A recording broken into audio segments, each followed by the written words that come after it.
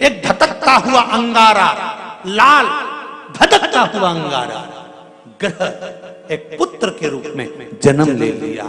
पृथ्वी से हुआ, इसलिए मंगल कहला गया। धधकता हुआ।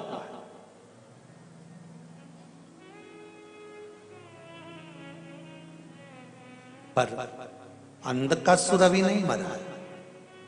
अंधकासुर की मृत्यु अभी नहीं हुई है। हर हर महा,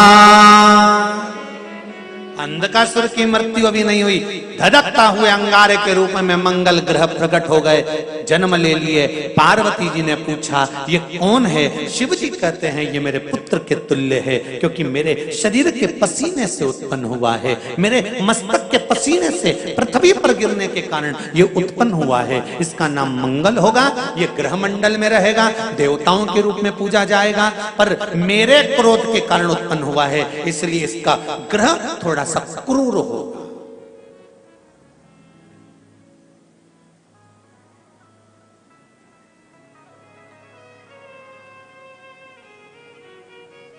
एक बात बहुत ध्यान से सुनिएगा। विवाह, शादी, संतान प्राप्ति, विवाह के बाद में विवाद या किसी नए कार्य के लिए आगे बढ़ रहे हैं और उसमें अड़चन आ रही है, तो एक बार किसी ज्योतिष आचार्य के पास जाकर पूछना, वो बता देगा या तो मंगल या शनि कुछ ना कुछ, कोई ना कोई क्रूर ग्रह तकलीफ दे रहा होगा। ज्योतिष आचार्य के पास जाएंगे, वो कहेगा। जितने भी ग्रह हैं, चाहे राहु हो, केतु हो, मंगल हो, शनि हो, बुध हो, भौम हो, सूर्य हो, ये सारे जो ग्रह हैं ये शंकर भगवान के शिवलिंग के पास में विराजमान है। शिवलिंग के पास में विराजमान।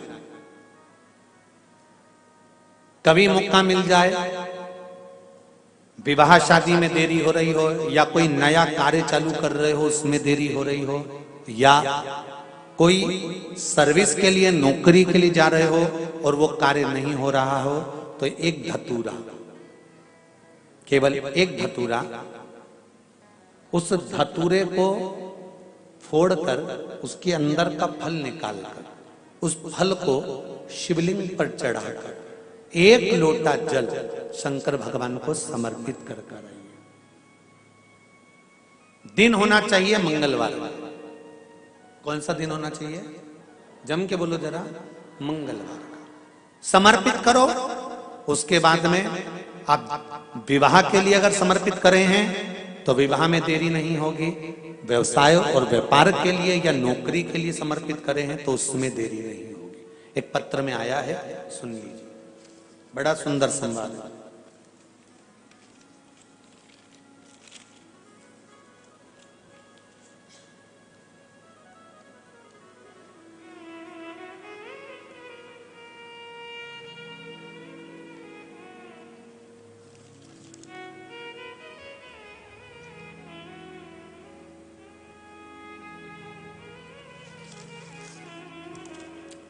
Shri D Sarika, D Shankar, संगार Reddy, Telangana. कहीं बैठे हैं? आप ही हैं? दोनों हाथ हिला दो एक बार। श्री शिवाय नमस्तुभ्यम। आपने पत्र में लिखा है, गुरुजी चरणों को कोटि कोटि प्रणाम। शिव महापुराण की कथा की महिमा।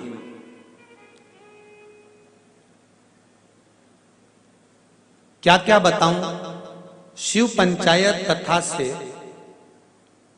हमने, जो शिव पंचायत कथा हुई थी, आप लोगों ने भी टीवी पर श्रवण करी होगी, उस कथा से हमने सुना था।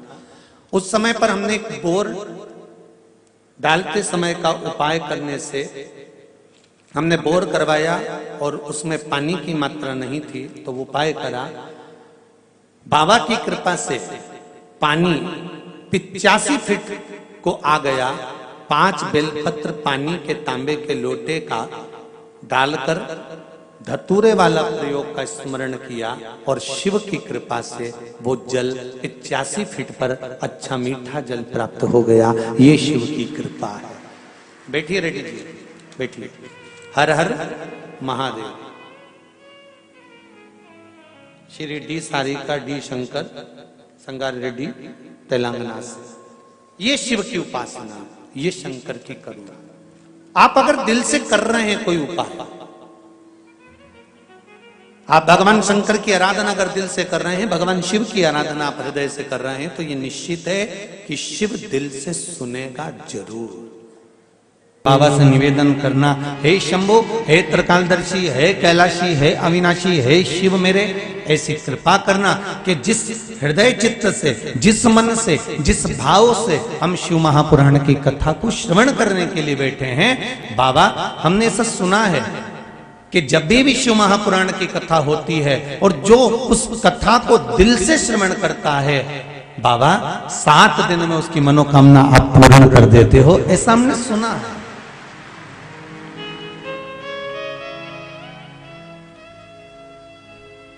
आप बाबा से निवेदन करो, विनती करो।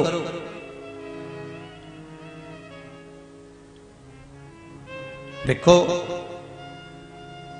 हलवाइयों में एक बहुत बड़ी चतुरता होती है। जब वो बादाम का हलवा बनाते हैं ना, तो बादाम का छिलका अपन अगर निकालना चाहो तो बादाम को गलाओगे, फिर उसको छीलोगे, एक एक करके निकालना पड़ती है।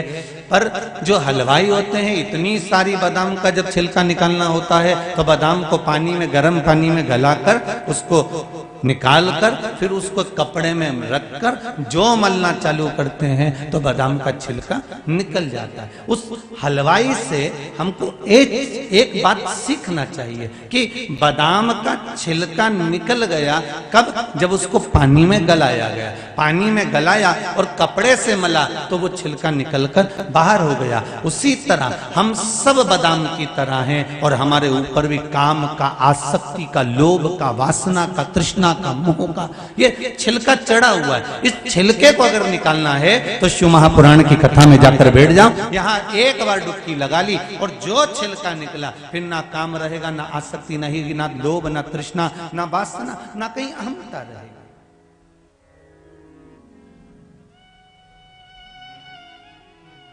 आप शंकर की भक्ति में जितना डूबोगे, ब्रह्मलोक के देवता है भगवान ब्रह्मा, वैकुंठ के देवता है भगवान विष्णु, पर मृत्यु लोक का अगर कोई देव है तो वो देवाधिदेव महादेव है।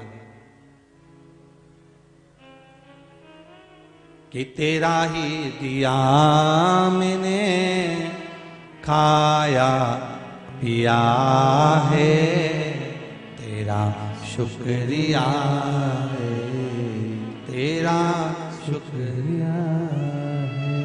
अब तो देवाधिदेव महादेव से ये प्रार्थना करो, ये निवेदन करो कि भगवान भोलेनाथ, शंभु, त्रिकालदर्शी, कैलाशी, अविनाशी, ये जीवन का जो सुख मिला है ये हमको आनंद की अनुभूति करा।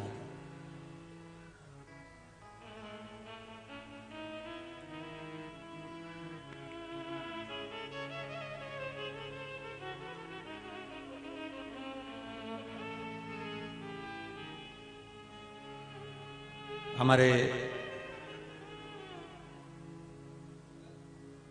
चिंटू वर्मा जी और मनोज पटेल जी दोनों बोल रहे थे, सीओर आए थे जब, कि बता रहे थे आशीष जी और समीर जी कि भैया बोल रहे थे कि कथा का समय 4 बजे से 7 बजे तक है।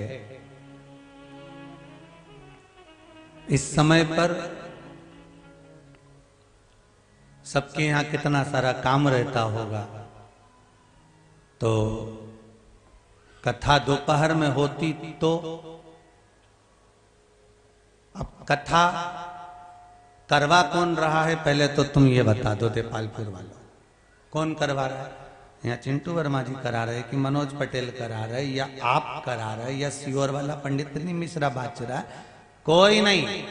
कथा लक्ष्मी नारायण भगवान को सुनना है, करवाने वाले लक्ष्मी नारायण भगवान, करने वाले भोलेनाथ जी और सुनने वाले भी भोलेनाथ जी। अब रहा समय की बात, तो भगवान भी ये देखता है कि बेटा पूरी जिंदगी तो तूने परिवार में लगा दी ने, शाम के दूध निकाले ने, बेचवा जाए ने, फसल काटे ने, ये करे। अब भगवान भी देखे कि मेरे लिए तूने अभी तक संसार के लोगों को, परिवार के लोगों को खूब टाइम दिया, अब मेरे लिए टाइम निकालता है कि नहीं निकालता। जब तू मेरे लिए समय निकालेगा तो मैं भी तो बैकुंठ छोड़कर तेरे लिए समय निकालूंगा। जब तू मेरे लिए समय निकालेगा, मेरे लिए यहां तक, वो कहे ना तेरे मंदिर में आना मेरा काम है और मेरी बिगड़ी बनाना तेरा काम है। तेरी चौखट पर मैं आ ही गया, मुझे दर्शन दिखाना तेरा। तो भगवान तो ये देखता है कि तू मेरे पास आ रहा है। और सुन लो री जी, घर पे बिल्कुल बोल देना, और भाइयों से भी निवेदन है कि देख छोरा, 7 दिन मेरे को परेशान मत करना, पहले बोल दे रही तू के तो मैं सारा घर का बर्तन भांडा सब मान के चली जाऊं, एक ही बार में सब निपटा दूं, और सब काम करके और 4 बजे से 7 बजे तक कथा का रसस्वदन कर लो। तू बोले जो करूं, पर 4 बजे से 7 बजे तक मैं शिव महापुराण की कथा सुनूंगी। और ये कथा जैसे एक क्रम में चलती है, वैसे ही इस कथा का नाम होगा हरिहर शिव महापुराण की कथा। हरिहर शिव महापुराण की कथा हमें इसमें स्वीकार करना।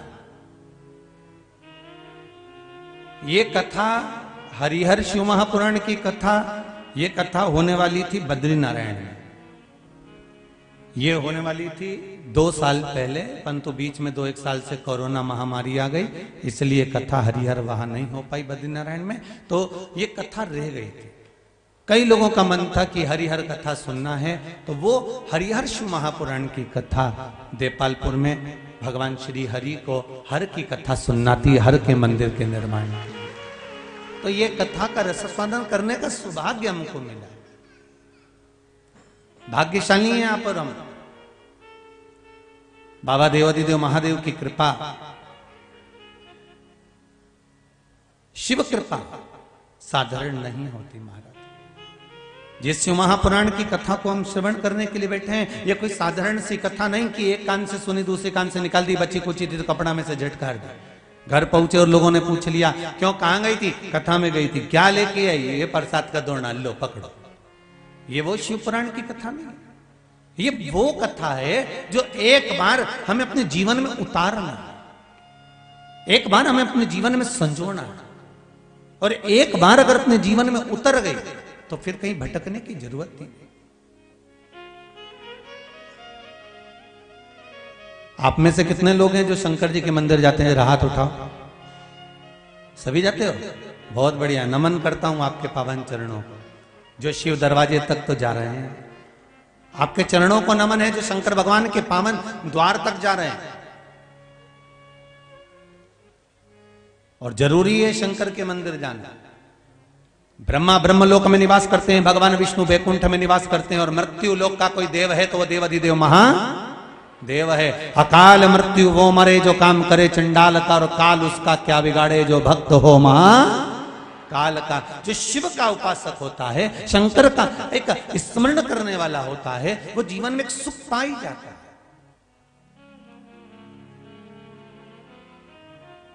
अंतिम समय हो, प्राण छूट रहे हो, और हमारे प्राण जाने का समय होगा, अंतिम समय होगा जब कोई साथ देने वाला नहीं आएगा। अगर साथ देने आएगा तो केवल एक मेरा शंभु ही आएगा, दूसरा कोई, उसके सिवा कोई। देव अधिदेव महादेव की कथा कहती है कि भगवान शिव ओघड़ी है। महाराज, शिव को भोला भी कहा जाता है, शंकर को भंडारी भी कहा जाता है, शिव को कृपा सागर भी कहा जाता है। शिव महापुराण की कथा कहती है, एक सुंदर व्याख्यान शिव महापुराण की पावन कथा में एक बड़ा सुंदर संवाद आता है। गंजेंद्र नामक असुर की कथा।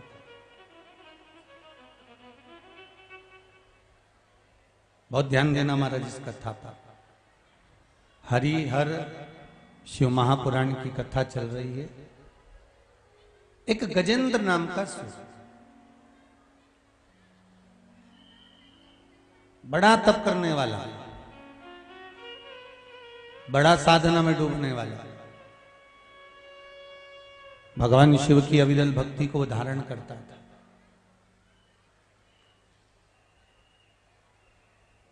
कली काल में सांसारिक मनुष्य को कहीं तप करने जाने की जरूरत नहीं पड़ती। मेरी माताओं, मेरे भैयाओं, बड़ा ध्यान देना। कोई तुमसे कहे कि नर्मदा जी के घाट पर जाके बैठ जाओ, बिल्कुल मत बैठना। साफ मना कर देना, सियोर वाला महाराज मना कर। कोई तुमसे कहे कि गंगा जी के घाट पर जाकर बैठ जाओ, बिल्कुल मत बैठो। हाँ, नर्मदा जी का दर्शन करने जाओ, स्नान करने जाओ, गंगा में डुबकी लगाने जाओ, दर्शन करने जाओ, मना नहीं। पर कोई तुमसे कहे कि तुम गंगा के घाट पर जाकर बैठ जाओ, कोई तुमसे कहे कि नर्मदा जी के घाट पर जाकर बैठ जाओ, कोई तुमसे कहे कि सरयू जी के घाट पर जाकर बैठ जाओ, बिल्कुल मत बैठना। साफ मना कर देना कि सियोर वाला महाराज मना करा। क्यों? क्योंकि हमारी शास्त्र कहते हैं सबसे बड़ा आश्रम होता है गृहस्थाश्रम। कौन सा आश्रम है? जम के बोलो जरा। गृहस्थाश्रम सबसे बड़ा आश्रम। हमें नहीं जानना।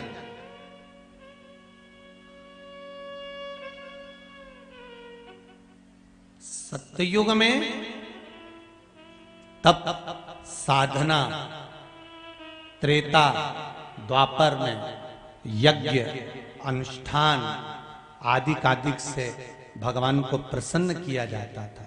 पर कली काल में अगर मेरे शंकर भगवान को प्रसन्न करना है तो मात्र एक लोटा पानी शिव जी पर चढ़ाकर जाओ, शिव प्रसन्न हो जाए। मात्र एक लोटा जाए। और उसका प्रमाण ये देखिए, हमको तो लग रहा था कि देपालपुर लोग कहां इतनी दूर आवेंगे, परंतु लिखा है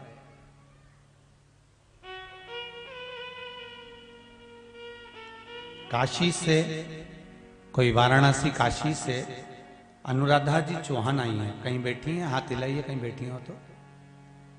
काशी से अनुराधा जी चौहान कहीं बैठी हैं? अच्छा, आप ही हैं क्या? श्री शिवाय नमस्तुभ्यम। पास में बैठी हैं, माइक पहुंचाओ।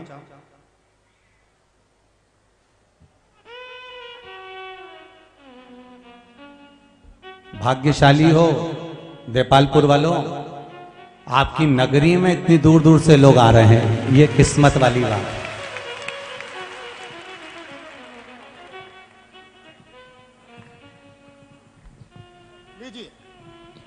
काशी से अनुराधा जी चौहान, नरिया वाराणसी से आप पधारी हैं। आपने लिखा है, अनुराधा दी बहन, आपने लिखा है कि गुरुदेव शिव की भक्ति किसको कहते हैं? मैं स्वयं काशी में रहती हूं, शंकर की आराधना करती हूं, पर जब से शिव महापुराण की कथा श्रवण करना प्रारंभ करी तब से मालूम पड़ा कि शंकर का एक स्मरण क्या होता है और शिव पर जल चढ़ाने का फल क्या होता है। गुरुदेव, पशुपति व्रत आपने बताया था, वो हमने किया, उसका क्या फल मिला बहन? श्री शिवाय नमस्तुभ्यम। बहन कहाँ से आई आप? काशी से आई हूँ, बीएचयू के पास से, नरिया वाराणसी। जी जी, स्वागत है आपका, बाबा की कृपा बनी रहे। आपने लिखा है कि मेरे बेटे का सरकारी नौकरी लग गई है। लग गई नौकरी? कर दी बाबा ने कृपा? बहुत बहुत बाबा की कृपा दृष्टि बनी रहे और शिव बाबा की कृपा आप पर सदा ऐसी ही बनी रहे। विराजिए, बहुत बहुत धन्यवाद। श्री शिवाय नमस्ते। बहुत बहुत साधुवाद।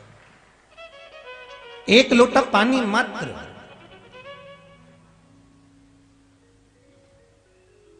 हम सतयुग में नहीं है,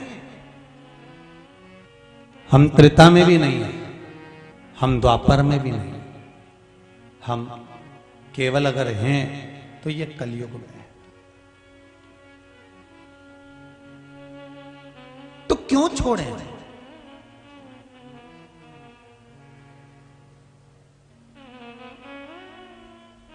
कलिकाल में यदि एक लोटा जल और एक मंत्र का, यदि आप पंचाक्षर मंत्र हो, षडाक्षर मंत्र हो, या श्री शिवाय नमस्तुभ्यम, इस मंत्र का भी अगर आप जाप कर रहे हो और दिल की बात मेरे देवाधिदेव महादेव से कह रहे हो, तो ये पक्का है कि 3 महीने से ज्यादा नहीं लगता, मेरा बाबा कार्य पूर्ण कर ही देते। आप उसको दिल से कहो तो।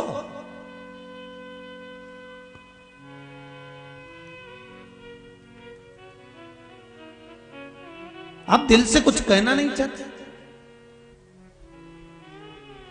हम केवल एक भ्रम में जी रहे हैं।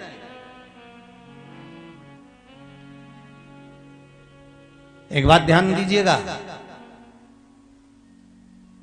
विश्वास और अंधविश्वास में अंतर होता है। विश्वास उन्नति की सीढ़ी पर चढ़ाकर परमात्मा से मिला देता है और अंधविश्वास ऊपर से नीचे गिरा देता है।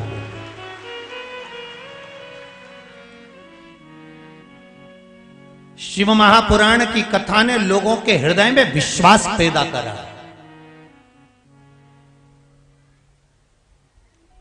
शिव महापुराण की कथा ने लोगों के हृदय चित्त में विश्वास को प्रकट करा, और विश्वास अगर प्रकट हुआ है तो यह पक्का है कि दुनिया के लोगों का शंकर के प्रति जब विश्वास जागृत हुआ, तो जैसे काशी से आई बहन कहती है कि मेरे बेटे की सरकारी नौकरी लग गई, ऐसे अगर विश्वास जब पक्का हो जाता है तो परमात्मा का दर्शन अपने आप हो जाता है। फिर आपको कार्य ढूंढने के लिए नहीं जाना पड़ेगा, स्वयं प्रभु कृपा करता है। अरे तेरा ही दिया मैंने खाया पिया है, तेरा शुक्रिया है, तेरा शुक्रिया। विश्वास में परमात्मा मिलता है, विश्वास में हमारा भाव प्रबल होता है, विश्वास में परमात्मा उन्नति की सीढ़ी की ओर लेकर जाता है। और अंधविश्वास में लोग जब फंस जाते हैं, अंधविश्वास में लोग जब पड़ जाते हैं, तो ऊपर से नीचे की ओर चले जाते हैं।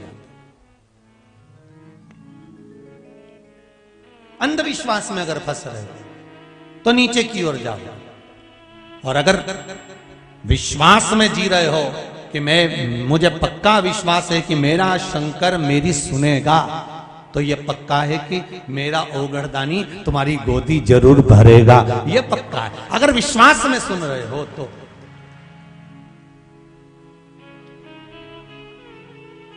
विश्वास हमें हमारे धर्म से भटकने नहीं देता, और अंधविश्वास अपने धर्म से भटका देता है। यह अंधविश्वास और विश्वास में अंतर है। अगर आप सनातनी हो, आप हिंदू हो, सनातन धर्म का पालन करने वाले हो, और आपका विश्वास अगर आपके देवता पर, शंकर पर, राम पर, कृष्ण पर पूर्ण तरह से अगर आपका विश्वास पक्का है, तो यह पक्का है कि आप धर्म को छोड़कर दूसरे धर्म में कभी नहीं जाओगे। और अगर अंधविश्वास में फंस गए तो फिर आप चले गए, अंधविश्वास में अगर फंस गए तो फिर गए। इसलिए विश्वास नहीं टूटना चाहिए, विश्वास ना टूटे। शंकर जी के मंदिर में अगर एक लोटा पानी चढ़ाने के लिए जा रहा, ये गजेंद्रासुर की कथा आ रही है। गजेंद्र असुर है, राक्षस प्रवृत्ति का है, पर तप साधना इतनी प्रबल थी कि भगवान शंकर से वर मांगने के लिए उसने तप करा, और तप करते करते एक दिन भगवान शिव उसके सम्मुख में प्रकट हो। मांग रे गजेंद्र, तुझे क्या चाहिए, क्या चाहता है तू गजेंद्र? गजेंद्र कहता है प्रभु बस इतनी कृपा कर दो कि मुझे जब जब आपकी जरूरत पड़े तब तब आप मेरे लिए दौड़ के आ जाना, बस मैं बुलाऊं आपको और आप आ जाना। और देखिए जरा, आप रोज भगवान के मंदिर जाना तो चालू करो।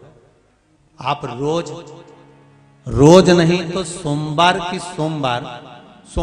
सोमवार नहीं बने तो प्रदोष की प्रदोष नहीं बने तो शिवरात्रि की शिवरात्रि हर महीने आती है। कम से कम एक लोटा पानी चढ़ाना तो चालू करो।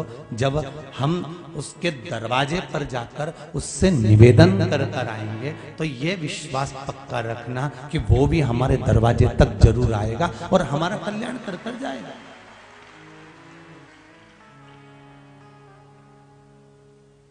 नहीं, संसार वालों पर अगर विश्वास करोगे तो फिर डूब जाओ। और मेरे कैलाश अधिपति, मेरे शंभु, मेरे राम, मेरे कृष्ण पर विश्वास करोगे तो डूब नहीं सकते। नहीं, नहीं।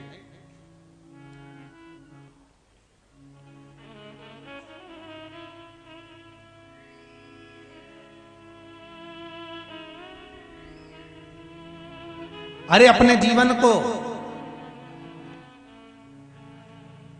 मस्ती में जियो, अलमस्ती में जियो, पर जबरदस्ती में मत जियो। मनुष्य की जो देह मिली है इसको आनंदित कर कर जीना है।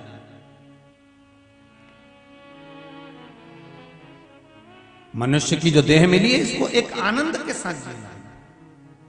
कई लोगों को तो ये भी नहीं मालूम रहे बाबा कि हमारा जन्म क्यों हुआ है। सुबह से उठ जाओ, मुंडा धो लो, चाय पी लो, खेत चले जाओ, खलियान चले जाओ, सारा गाय भैंस में अवेर लो, चारा मरा दे दो, खेती पे से आओ, वापिस 2 रोटी खा लो, खटिया पड़ी आम के पेड़ के नीचे पड़ी जाओ और पड़ी जाओ ने फिर उठो वापसी और वापिस उठ के ने फिर अपना कई ढूंढाई ने सुपाड़ी पड़ी जेब में से निकलने कतर ली ने मली ली। कई का तो लेकर भी बैठा हो, कई तो लेके भी बैठा होगा, इंतजार कर रहा होगा महाराज जी जैसे ही भजन गाए और ये पटकी मारे और जैसे ही महाराज जी बोले हार हार,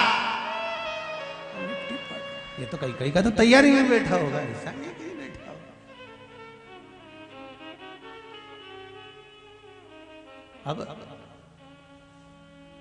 तो शिव कथा कह रहे हैं, शंकर भगवान का अनुमोदन कर रहा है। हमें ये भी नहीं मालूम कि हम क्यों जी रहा। सुबह से उठे, मुंडा धोया, चाय पी, रोटी खैली, 2-1 रोटी अच्छी बढ़िया जोरदार निपटा निपटू के न गुड़ के साथ नया गुड़ आया है तो चकाचक खूब खा पी के और खेत खलियान गए ने, शाम के आए ने, फिर काम में लग गए ने, फिर काम में लगे ने, रात के फिर 2-4 रोटी निपटा निपटू के नहीं सही गया ना खटिया पे। अब इसको यही नहीं मालूम कि हमारा जन्म क्यों हुआ। अरे माता के गर्भ में उल्टे लटके हुए थे और भगवान से ये दोनों मुष्टिकाएं बंद थी और प्रार्थना करी जा रही थी कि हमें माता के गर्भ से बाहर निकाल दे। मैं भजन करूंगा, भजन करूंगा, भजन करूंगा, मुझे माता के गर्भ से बाहर निकाल दे। इसलिए जन्म लिए बच्चे की दोनों मुष्टिकाएं बंद होती है क्योंकि वो अंदर संकल्प करता है, परमात्मा से प्रतिज्ञा लेता है कि मैं भजन करूंगा, भजन करूंगा, भजन करूंगा। पर जन्म लेते से ही मैं तो भोजन करूंगा, भोजन करूंगा, भोजन करूंगा, भजन तो गायब हो जाता है और भोजन चालू हो जाता है और दिन भर खाए पर राम गुण नहीं गाए।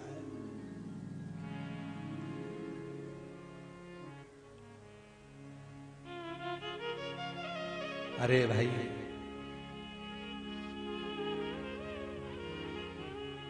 ना राम नाम लीनो तूने भरी जवानी में। सुन लो रे देपालपुर वालों, अच्छे से सुन लेना और जी और तुम भी सुन लेना री अच्छे से हो। ना राम नाम लीनो और तूने भरी जवानी में, तो डूब के मर जा रे चुल्लू भर पानी में। पर आश्चर्य की बात तो एक लगती है कि इतना बड़ा मनुष्य, इसको तो नदी भर के पानी चाहिए, चुल्लू भर में डूबेगा कैसे? इतने बड़े मनुष्य को तो नदी भर पानी चाहिए, चुल्लू भर में कैसे मरेगा? तो शिव महापुराण की कथा कहती है जो मनुष्य का शरीर लेने के बाद में, मानव की देह प्राप्त करने के बाद में भी भगवान का भजन नहीं करता, राम और कृष्ण का स्मरण नहीं करता, शंकर जी के मंदिर पर जाकर एक लोटा पानी नहीं चढ़ाता, शिव का स्मरण नहीं करता, कभी शंकर के मंदिर में जाकर घंटी का नाद नहीं करता, कभी शिव मंदिर में जाकर अपना माथा नहीं झुकाता, वो मनुष्य मनुष्य नहीं होता, एक कीड़ा हो जाता है और कीड़ा चुल्लू भर पानी में डूब के मर जाता है। वो मनुष्य नहीं है, वो एक कीड़े की तरह है।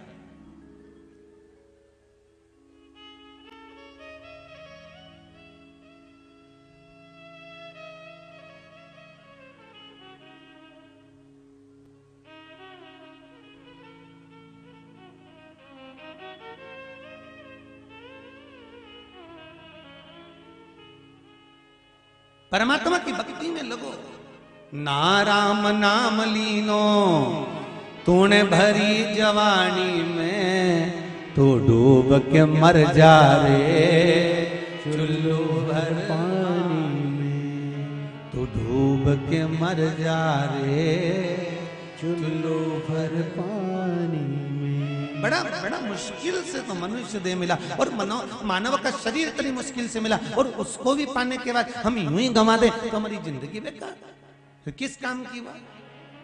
ये तो उसी में कहा हो गया जैसे तीन दोस्त घूमने के लिए गए, और तीन दोस्त घूमने के लिए गए तो घूमते घूमते घूमते घूमते ये एक जगह पर तीनों की तीनों भटक गए, और तीनों भटक गए तो एक व्यक्ति घूमता घूमता घूमता घूमता बहुत तेज गर्मी पड़ रही थी, एक पेड़ के नीचे जाके बैठ गया।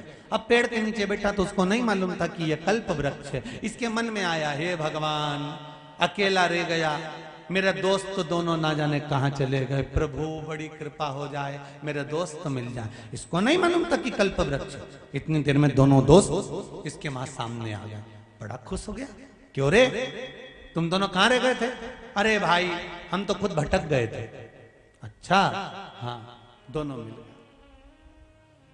अब इनके तीनों के मन में आया, हे भगवान भूख बहुत तेज लग रही है, कुछ कृपा कर दो, ऐसा लग रहा है कहीं से खीर खाने को मिल जाए तो हमारी जिंदगी संवर जाए। इतनी देर में इनको क्या मालूम था कि कल्प वृक्ष के नीचे बैठे हो। इतने देर में खीर का एक हंडा आ गया, खीर का हंडा आया, रखा गया। अब तीनों ने विचार करा इतनी सी खीर खाएगा कौन?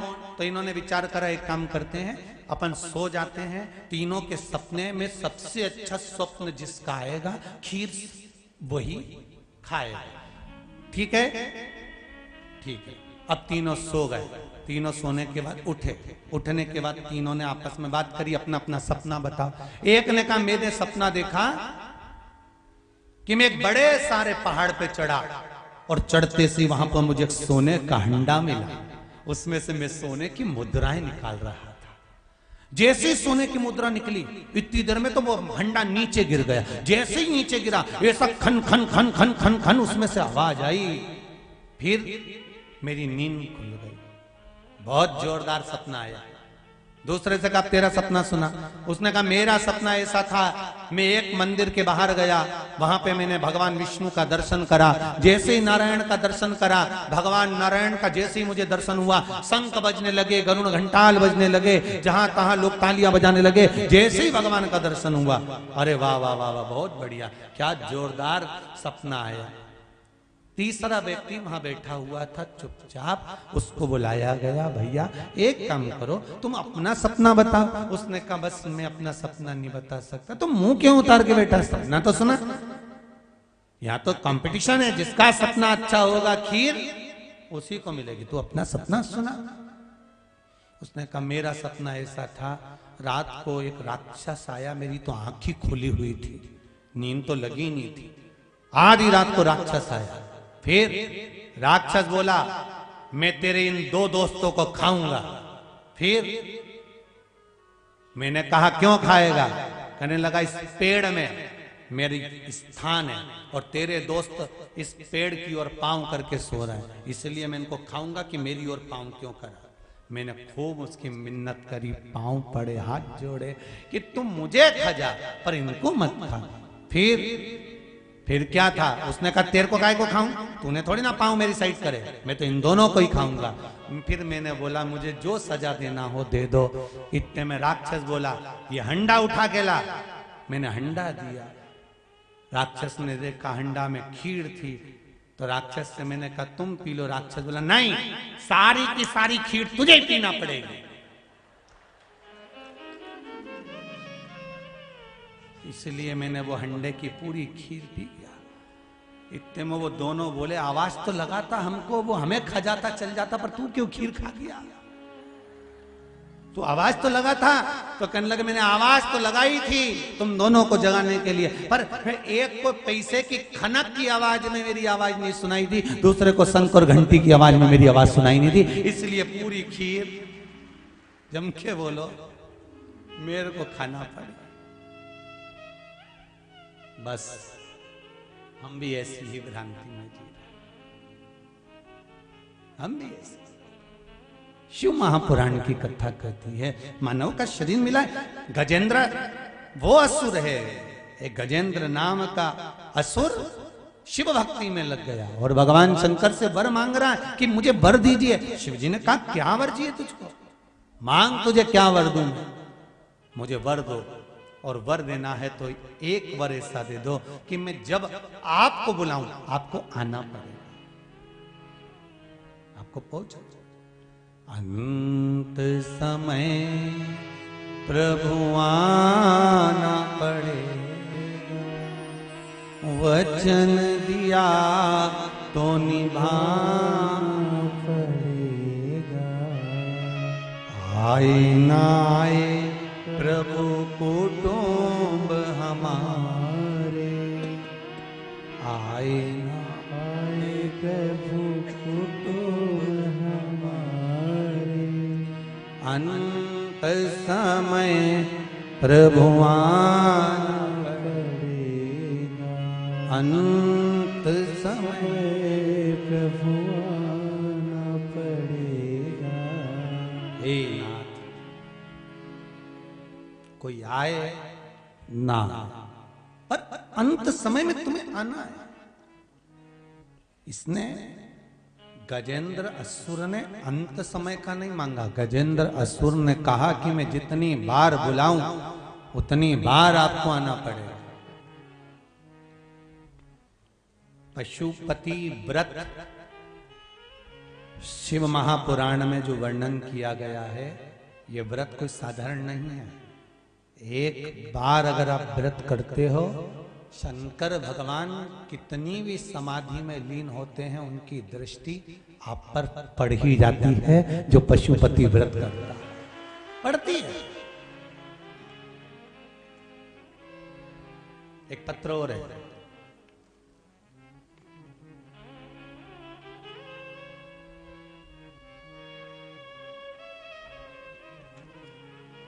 सावित्री मेरा नाम है, मैं पीतमपुर से आई। कहां बैठी हैं सावित्री जी? कहीं बैठी हो तो हाथ हिलाइएगा।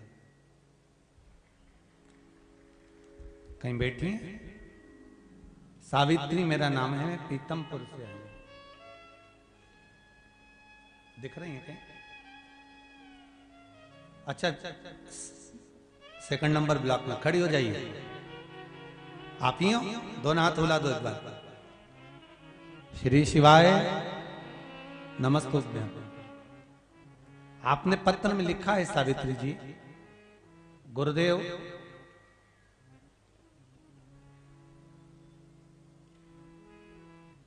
हम मंदिर नहीं जाया करते थे, पर जब से शिव भगवान की कथा आपके श्रवण करी है तब से मंदिर जाना प्रारंभ कर दिया। गुरुदेव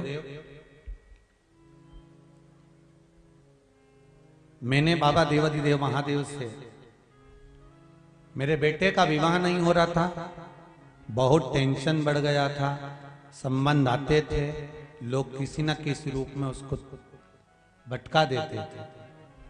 गुरुदेव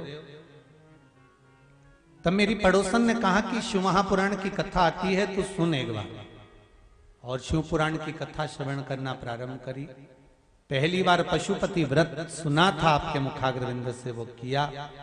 गुरुदेव विश्वास नहीं मानेंगे, 5 सोमवार पूर्ण हुए और मेरे लड़के के लिए संबंध आया और 21 मार्च को महाराज मेरे बेटे की शादी है। बधाई हो बहन आपको बहुत बहुत। हर हर श्री शिवाय नमस्तुभ्यम। बैठिए बैठिए बैठिए। 5 सोमवार पूर्ण हुए पशुपति व्रत के। और देखिए ये प्रीतमपुर से जो बहन आई हैं, इन्होंने अपने हृदय की बात लिखी और बाबा की कृपा देखिए कि 21 मार्च को शादी हुई है। बाबा भली करे, कृपा कर। तो ये केवल पशुपति व्रत आपने करा तो केवल पशुपति व्रत तो कई माताएं कर रही होंगी, कई बार भी कर रही होंगी, कई बार स्मरण भी कर रही होंगी और कईयों के मन में भाव भी आता होगा कि हम भी व्रत कर रहे हैं, फिर हमारी बाबा क्यों नहीं। उसका कारण एक है, आपका विश्वास। क्या है कारण? आपका विश्वास। हम तो कई बार कथा में कहते हैं, आस्था चैनल पर कथा आ रही है 4 बजे से 7 बजे तक, प्रतिदिन चलेगी। शाम को 4 बजे से 7 बजे तक यूट्यूब पर चलेगी, फेसबुक पर चलेगी और आपके देपालपुर में चलेगी। आप 4 बजे से 7 बजे तक समय निकालकर भगवान शंकर की कथा के इस पावन प्रांगण्य में या टीवी के सामने में या आप फेसबुक यूट्यूब पर जहां कथा सुन रहे हो, 3 घंटा बैठकर बाबा से दिल लगाकर विश्वास के साथ अपनी मन की कामना कर बाबा से कथा का स्मरण करो तो सही। 3 महीना भी बहुत दूर है, मेरा बाबा चाहेगा तो 7 दिन में आपकी पूर्णता करेगा। अब बोलो तो उसको।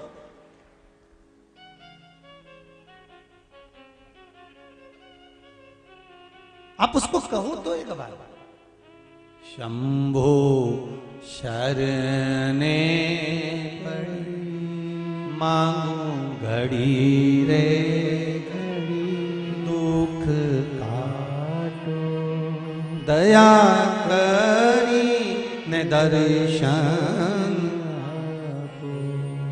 आप उसको निवेदन करोगे तो सुनेगा ना। बच्चा रोता नहीं है तब तक मां उसको दूध पिलाती नहीं है।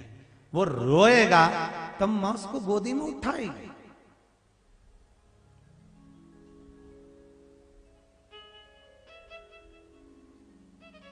एक बेटा भोजन करने बैठता है ना, और मम्मी उसकी रोटी बना रही हो, मां उसकी रोटी बना रही हो, तो बेटा जब भोजन करने बैठता है ना, तो मां को लगता है कि मैं रोटी बनाऊं और मेरा छोरा मुझसे मांगे। आवाज देकर मांगता है, मां आज कड़ी अच्छी बनी है, एक रोटी और ला दे मां। तो मां का हृदय और ज्यादा फूलता है कि आज मेरा बेटा कह रहा है कि कड़ी अच्छी बनी है, मां रोटी ला कर देती है। मां प्रेम से भोजन ला कर देती है। अच्छा बेटा मां से करे, मां भोजन अच्छा बना है, ला जरा कड़ी अच्छी बनी है, जरा एक रोटी और ला। अच्छा वो मां तो प्रसन्न हो जाती है, पर जगदम्बा का मुंडा फूल जाता है। नहीं, मां तो प्रसन्न हो जाए, पर वो जो कुसमांडा कालरात्रि स्कंदा जो होती है ना, उसका मुंह फूल जाता है और आखिरी में फिर वो के ही देती है।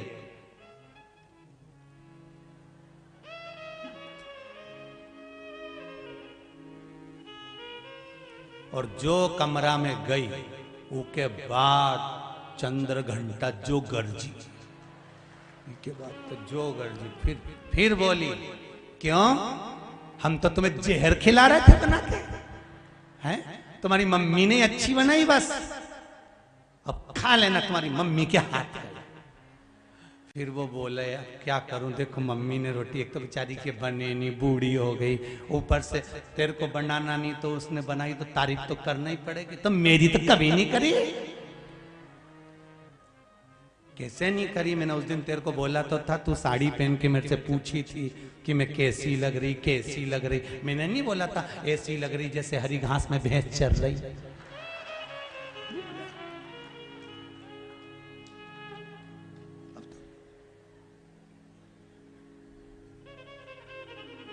फिर धीरे से खुश हो गई, बोली चाय लाऊं कहीं। अब चुप।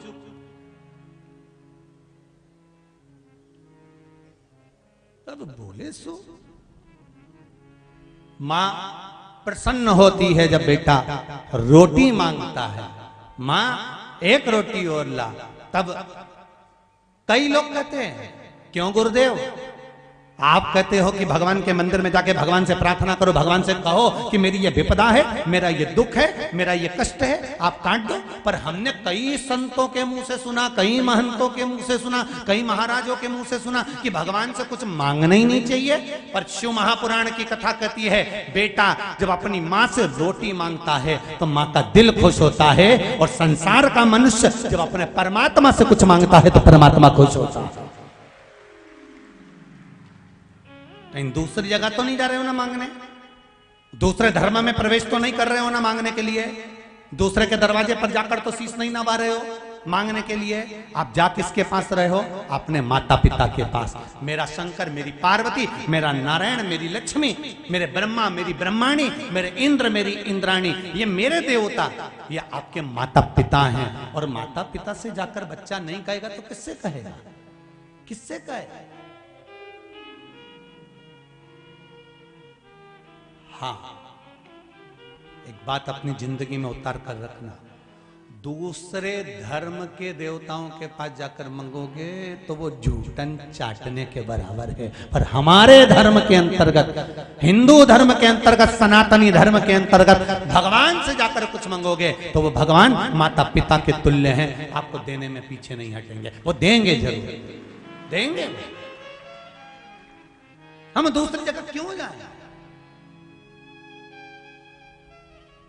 मैंने तेरे ही भरोसे हवा बिच उड़ती जावांगी, बाबा डोर हथों छड्डी ना में कटी जावांगी।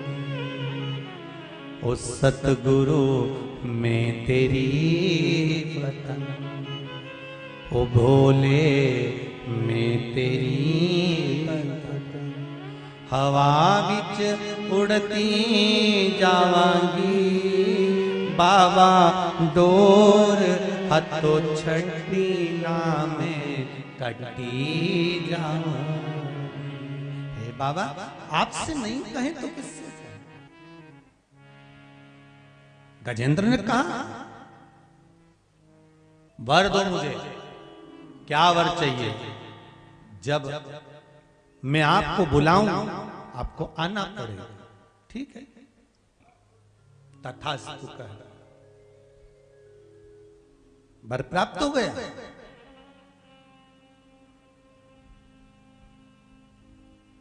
पशुपति व्रत और शिव महापुराण का मूल मंत्र श्री, सब बोलिए जरा, श्री, अरे साथ में बोलिए, आगे आगे ना बोलिए, श्री शिवाय नमस्तुभ्यम। ऐसे हवड़ सवर्ण में भगवान का मंत्र नहीं जपना। कल हम आ रहे थे तो आप लोग जैसे बोले ना, गुरु जी का ससुराल यही क्षेत्र है, तो इसका मतलब ये थोड़ी ना कि तुम पानी में भिंगो दो। कल आ रहे थे तो खजूरिया में 2-4 जगह पे लोगों ने तखत मखत लगा के स्टेज मिस्टेज ना, चिंटू भैया ही करवाते रहते, भगवान जाने क्या क्या करवा दे, इनका कोई भरोसा नहीं। अब ये वहां पर बेचारी एक माँ पाँव धोने के लिए कहीं थाली लाई, लोटा लाई, हमको क्या मालूम था कि पाँव धोएगी कि मुंडा धोएगी। मुंह में कंकु भी था, चंदन भी था। अब वो इतनी भीड़ तो थाली ली ने ऊपर, महाराज थे नीचे, उन्हें पूरा लोटा ने थाली सब एक तल्ला किसी ने दिया, अब हमारे गार्ड साहब बोले, गुरुजी, हमने कहा कोई बात नहीं है, फागुन का महीना चल रहा है, कोई बात नहीं, बाबा करो। अपनी भक्ति में बस इतना याद रखना कि दिखावा मत करना। शिव जी के मंदिर भी जाना, तुम्हारे पास कुछ भी नहीं है ना, एक लोटा पानी चढ़ाने का भी नहीं है ना, 3 बार ताली बजा कर आना, वो भी नहीं होना तो मुंह से बम बम बोल कर आना, इतना भी नहीं हो तो शंकर मंदिर का शिखर देख कर आना, इतना भी नहीं हो तो शंकर के मंदिर के सामने से निकल कर चले जाना, हाजिरी पूरी हो जाए। बहुत उतना।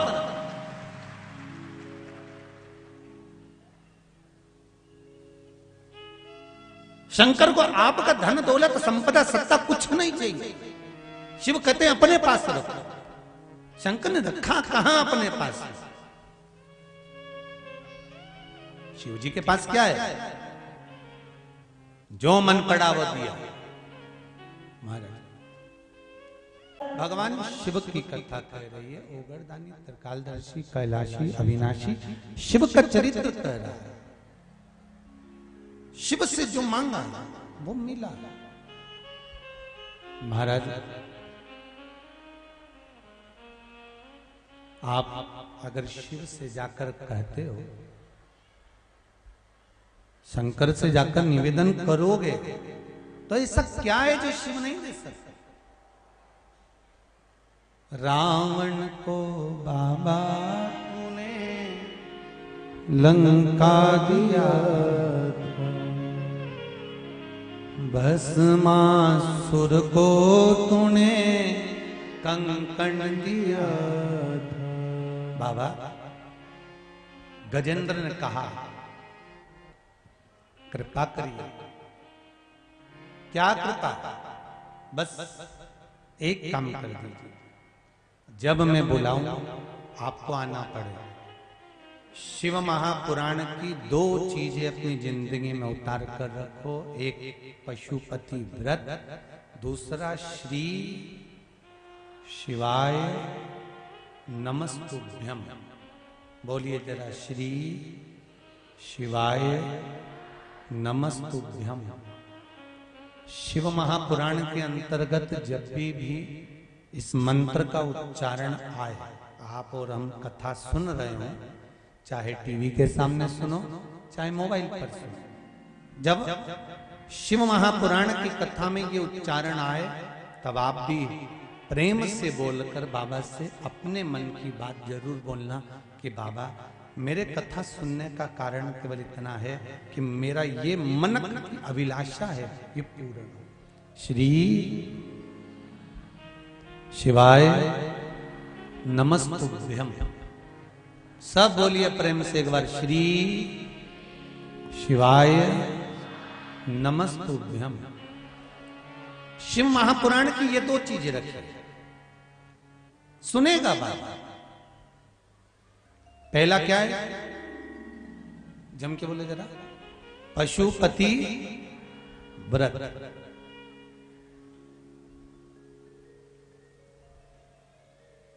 अब एक प्रश्न अड़ता है पशुपति व्रत का, शायद सभी के मन में यह प्रश्न होगा कि गुरुजी पशुपति व्रत जब हम करते हैं और उस व्रत वाले दिन मान लो कोई त्योहार पड़ जाए, जैसे अभी कहीं गणगौर तीज पड़ जाए या फिर कोई एकादशी पड़ जाए या कुछ पड़ जाए, और हम एकादशी भी करते हैं, हम गणगौर का व्रत भी करते हैं, या हम दूसरा कोई व्रत भी धारण करते हैं, तो इसके लिए आपको पहले भी कथा में कहा, आज फिर कहते हैं, बीच में अगर कोई विशेष त्योहार का कोई व्रत पड़ रहा है तो आप त्योहार का व्रत कर लो।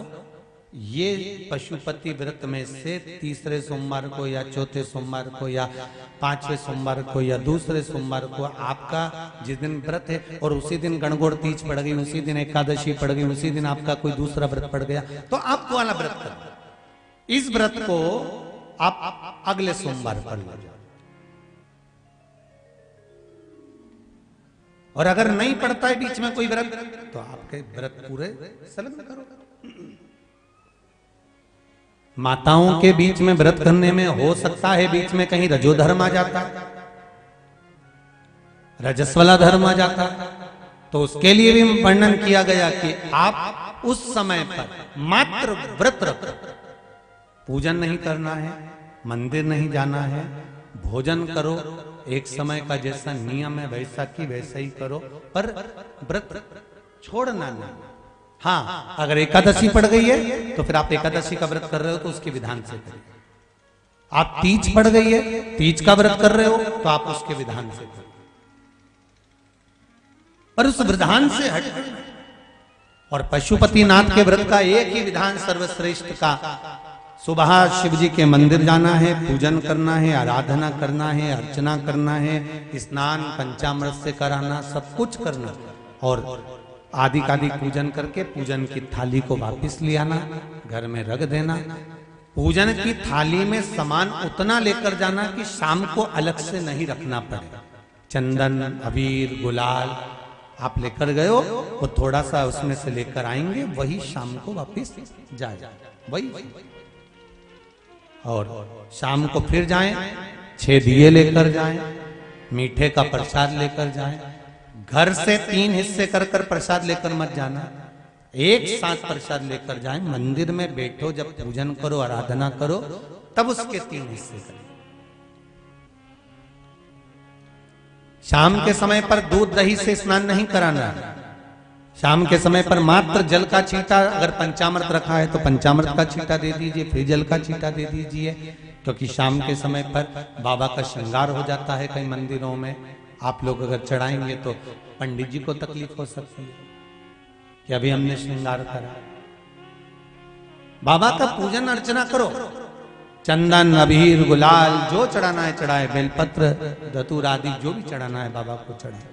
प्रसाद के 3 हिस्से कर दो, 5 दिए शिव जी के सामने बाबा से दूरी पर। ऐसा नहीं कि बाबा का, जो कई लोगों की आदत होती है कि जहां पर शंकर भगवान का जो जलाधारी होती है, पार्वती जी का जो स्थान होता है, जो पीठ होती है ना जिसपे शिवलिंग रखा होता है, ये पीठ माता पार्वती जी का हस्तकम है, मां जगतजननी जगदम्बा का स्वरूप है ये पीठ, इस पे दिया नहीं रखना। 3 हिस्से भी अगर प्रसाद के करो तो इस पीठ पे नहीं रखना, आपको जमीन पर रखना, नीचे रखना।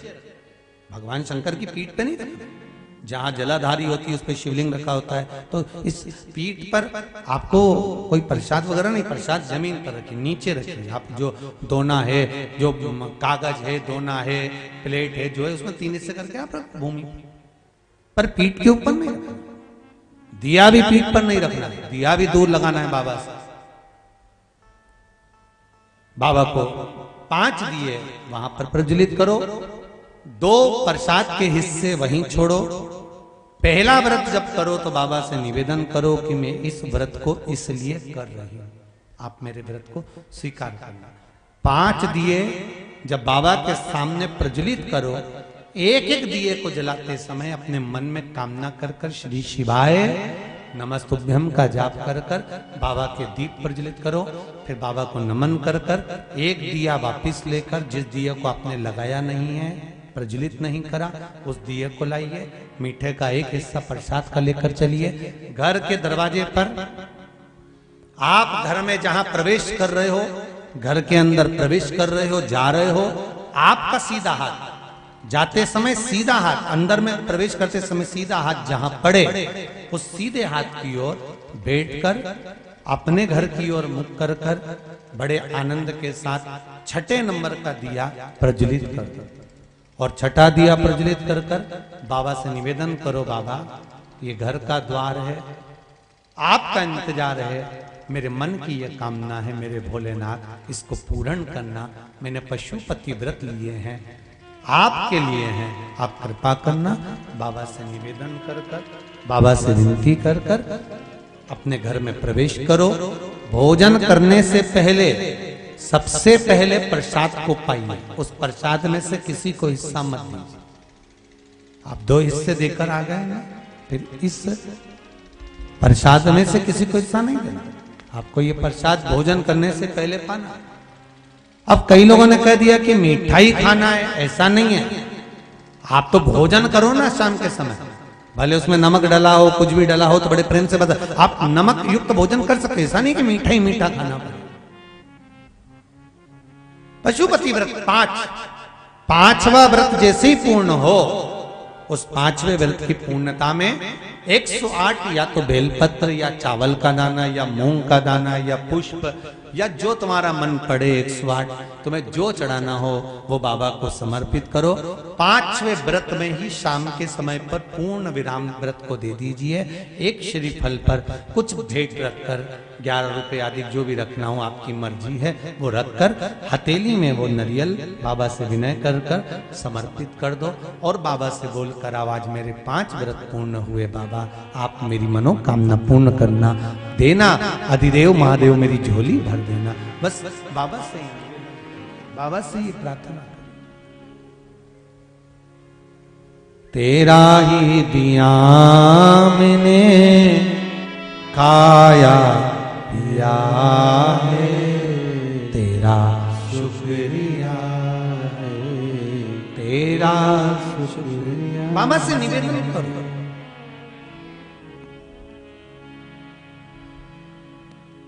और पशुपति व्रत में दिखावा नहीं करना।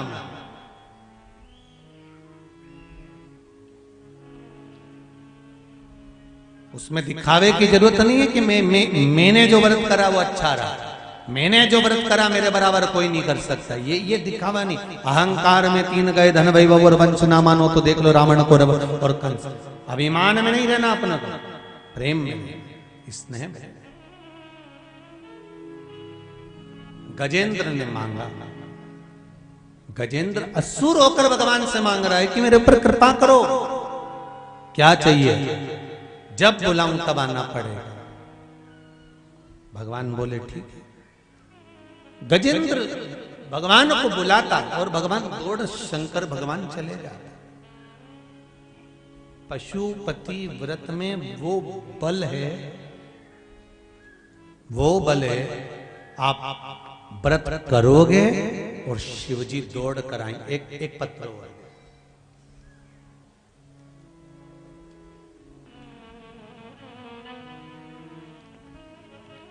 श्वेता चौधरी हैं, नाथद्वारा से आई हैं। आप ही हैं बेटा? दोनों हाथ उठाकर एक बार हर हर महादेव को, हर हर महादेव। नाथद्वारा से आपको पहले तो प्रणाम कि मेरे श्री जी बाबा की पावन धरा नाथद्वारा से आप आई हैं, आपको नमन करता हूं। नाथद्वारा से मैं आई हूं। गुरुदेव बाबा की ऐसी कृपा हुई, चर्म रोग की तकलीफ हो गई थी। गुरुदेव बहुत परेशान हो गए थे, दवाइयां गोलियां सब चल रही थी। अहमदाबाद में इलाज भी चला। गुरुदेव तब जब अहमदाबाद में इलाज करवाने के लिए गए, बेटा आपने लिखा है, अहमदाबाद में इलाज करवाने के लिए गए, तब मेरी मौसी ने मुझे पशुपतिनाथ व्रत का वर्णन किया और मैंने उस व्रत को प्रारंभ किया। डॉक्टर भी आश्चर्य में हैं, आप पत्र में लिख रही हैं। डॉक्टर भी आश्चर्य में है कि बिना दवाई गोली के फिर ये चर्म रोग ठीक कैसे हो गया। मैं पूर्ण तरह से ठीक हो चुकी हूं, अब कोई रोग नहीं बचा। बैठ जाओ बेटा, हर हर महादेव। अब कोई रोग नहीं बचा गुरुदेव, पूर्ण तरह से मैं स्वस्थ हो चुकी। ये शिव है, ये शंकर है।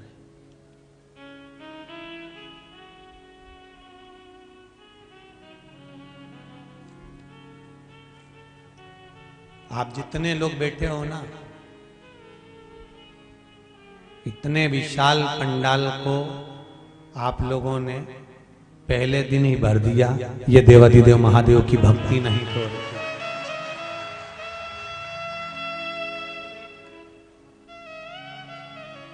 ये शिव आराधना नहीं तो और क्या है।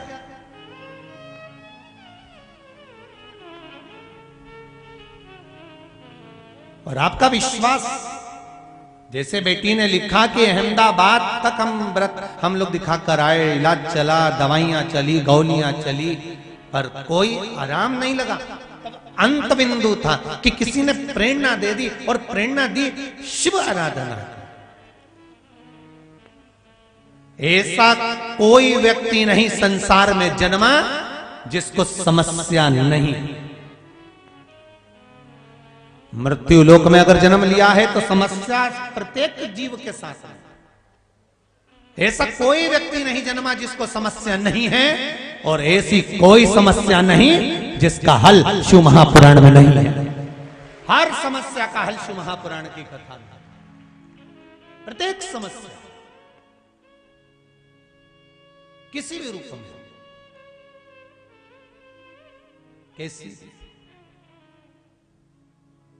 अब सौंप दिया इस जीवन का सब भार तुम्हारे हाथों में, हे हार तुम्हारे हाथों में और जीत तुम्हारे हाथों में। शिव की आराधना करें, भगवान शंकर की भक्ति।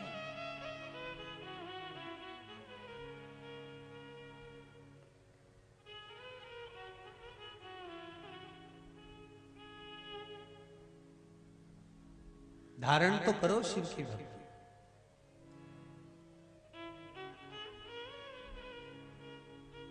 महाराज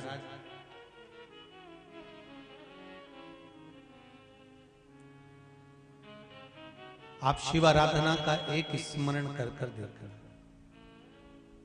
जब जीवन में कहीं समस्या खड़ी हो जाए, कहीं बहुत विकट समस्या है और कोई हल ना मिल रहा हो जाता है जीवन में। कोई कोई घड़ी ऐसी आके खड़ी हो जाती है जहां पर हमको सोचने के लिए भी समय नहीं मिल पाता। तब समय कम हो, समस्या विकट हो, तब कुछ मत करना। जिस शंकर जी के मंदिर में आपने पूजन करी है, आराधना करी है, जिस शिव मंदिर की आप अर्चना करे हो, उस शिव मंदिर के पास में कहीं बेलपत्र का पेड़ ढूंढना। क्या ढूंढना है? जम के बोलिए जरा। बेलपत्री का वृक्ष। जिस शिव मंदिर में आप आराधना करने जाते हो, पूजन करने जाते हो, अर्चना करने जाते हो, उस शिव मंदिर के पास में कहीं बेलपत्री का वृक्ष ढूंढो, और उस बेलपत्री के वृक्ष के नीचे केवल आप जाकर एक मूंग का दाना या एक चावल, वहीं पर जो कंकर पड़ा हो उसी कंकर को शिव मानकर आप समर्पित कर कर लोटा भर के जल समर्पित कर दो, और 2 घंटे 3 घंटे शिव नाम की ही मस्ती में डूबे रहो। कि आपको ये नहीं है कि माला पकड़ के बैठना, आपको ये नहीं कि मंत्र का जाप करना, आपको ये नहीं है कि आप कहीं मंदिर में जाकर बैठ जाओ। आपने जल चढ़ा दिया, शिव से डायरेक्ट जाकर कह दिया कि मेरी ये समस्या बड़ी विकट है, उसको निवारण आज ही होना है। आप बाबा पर छोड़ दो, 3 घंटा 2.5 घंटा लगेगा, मेरा शंकर उसको सुधारने में लग जाएगा। पक्का है, वो सवार है, मेरा शिव है ये। अब कहो उससे दिल की बात, वो सुनता है।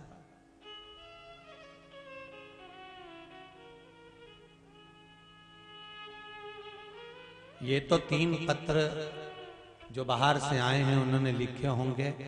कल से आप पत्रों देखेंगे तो आपके बीच में से भी बाबा ने कुछ ना कुछ ऐसी कृपा करी होगी कि आप पत्र भेजेंगे। और बचना, शिव बाबा अगर कोई रे भी गया होगा तो ये 7 दिन में मेरा शंकर क्या देने आया है, क्यों? लक्ष्मी नारायण मंदिर के पावन प्रांगण में तो हमेशा भागवत हुई, रामायण हुई, गीता हुई, और कभी शिव महापुराण की कथा नहीं हुई। आखिर लक्ष्मी नारायण ने क्या सोच कर रखा होगा जो शिव महापुराण की कथा करवा रहा है? ये तो वो जाने और उनका कर्म, ये उसके हाथ में।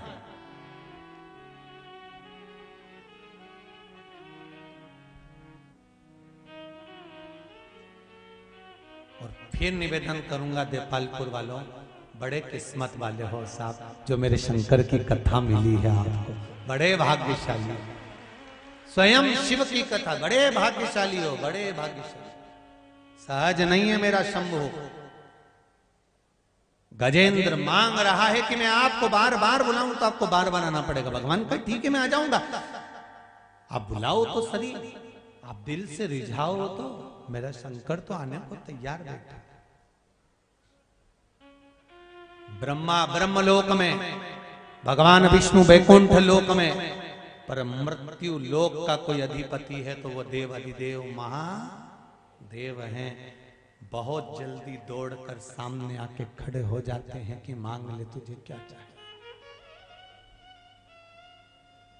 भगवान शिव को गजेंद्र बार बार बुलाने लगा, भगवान शंकर बार बार आने लगे। ये देखा तो देवऋषि नारद को अच्छा नहीं लगा। देवऋषि नारद को ये ठीक नहीं लगा।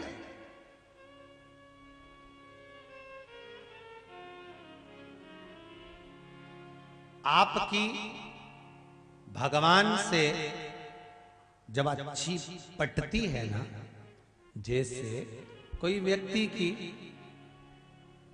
सांसद जी से, मंत्री जी से, सीएम जी से, पीएम जी से, विधायक जी से, अध्यक्ष जी से, उपाध्यक्ष जी से, कोई साधारण व्यक्ति की जब इनसे पटती है, इनके साथ में इनका ज्यादा प्रेम रहता है, बार बार मिलना जुलना चालू करते हैं, इनका बार बार मिलन होता है, तो कई लोग होंगे आपके परिचित में जो जिनके भीतर कहीं ईर्ष्या प्रकट होने लगती है। आखिर तुम अगर शिव के मंदिर रोज रोज जाओगी ना जीजियो, अगर आप शंकर के मंदिर रोज रोज लोटा भर कर जाओगे, ये भाई लोग अगर शिव जी के मंदिर में जाएंगे, नवयुवक बच्चे भगवान के मंदिर में जाना चालू कर देंगे, तो कई लोग इनको छेड़ना चालू कर देंगे, कई लोग इनको परेशान करना चालू कर देंगे। चली सती सावित्री,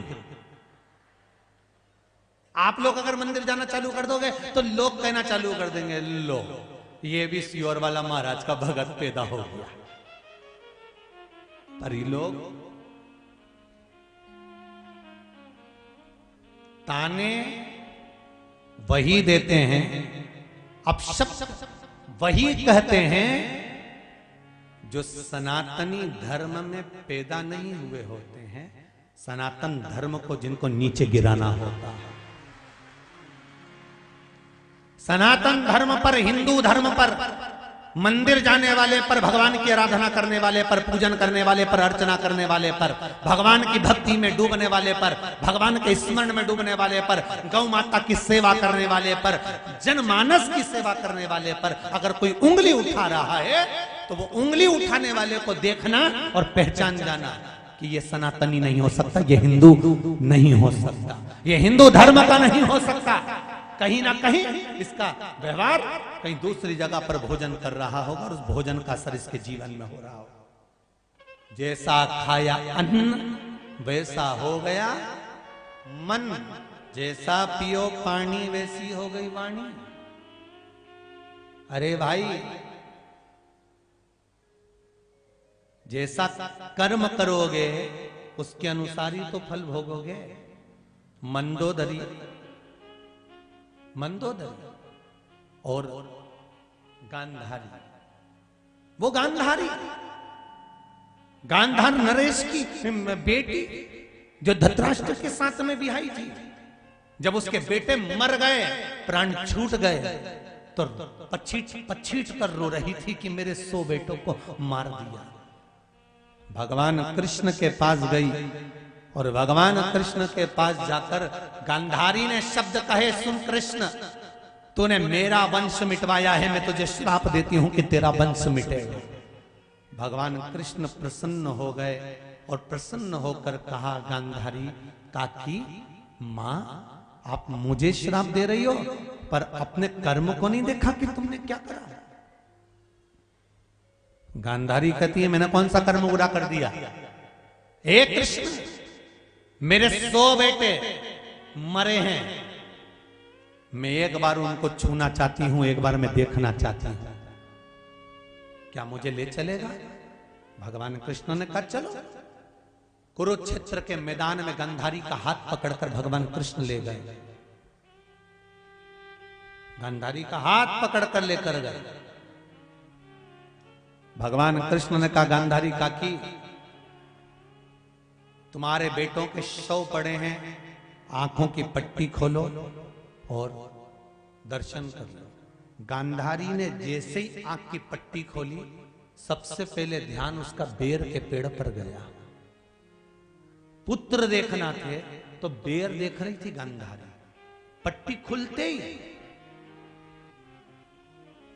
ये गांधारी की पट्टी नहीं, ये अपनी पट्टी है। जब कोई व्यक्ति की आंख की पट्टी खुलती है, बहुएं जब विवाह कर कर ससुराल में आती हैं और इनकी आंख की पट्टी जब खुलती है तो सबसे पहले पति से पूछती हैं, तुम्हारे हिस्से में कितनी जमीन है?